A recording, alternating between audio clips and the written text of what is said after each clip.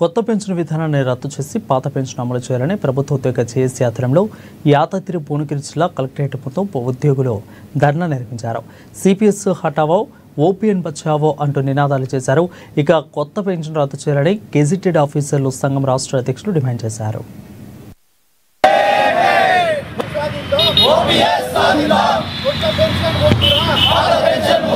CPS రద్దు చేయాలని ఇక్కడ విచ్చేసిన అందరికీ, ఇక్కడ సమస్త ఉద్యోగులకి మేమంతా తెలియజేసేది ఒకటే, పెన్షన్ అనేది ప్రభుత్వం మాకిచ్చే బిచ్చం కాదు, అది మా హక్కు అని చెప్పి మేము తెలియజేసుకుంటున్నాము.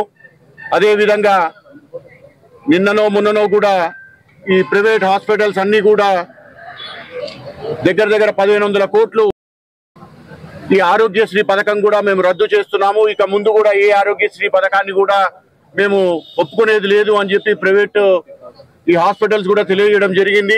ఇది చాలా బాధాకరం అని చెప్పి తెలుసుకుంటున్నాము.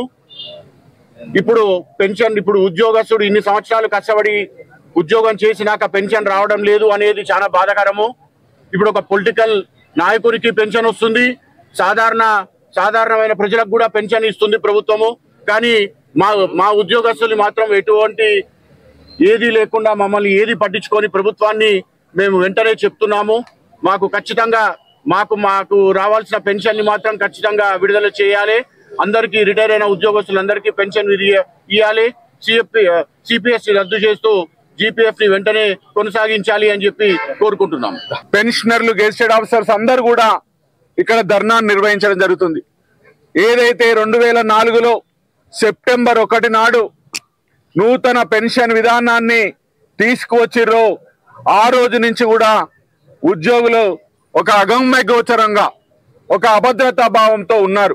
ఏదైతే సిపిఎస్ కు సంబంధించి 2004లో ప్రభుత్వాలు ఆ రోజున ఉద్యోగులను అందరినీ కూడా ఒక తప్పుడు సమాచారంతో, తప్పుడు నివేదికలతోటి తప్పుదో పట్టించి మీకు ఓపీఎస్ కంటే సిపిఎస్ లోనే బెనిఫిట్ జరుగుతుందనే ఒక తలంపుతోటి అలా ఆ రోజుదని అమలు పరచడం జరిగింది.